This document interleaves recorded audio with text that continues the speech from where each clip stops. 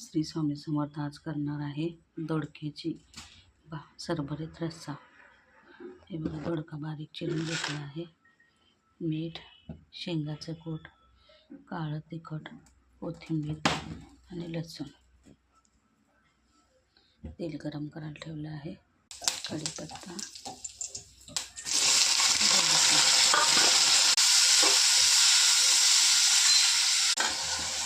कोथिंबीर, लसूणची पेस्ट, काळं तिखट, चवीनुसार मीठ, शेंगाचं कूट. तर एक 5 मिनिटं याला झाकून ठेवायचं. तयार झाली आहे दोडक्याची भाजी. आवडल्यास नक्की लाईक व सबस्क्राईब करा. मस्त खा, स्वस्त राहा.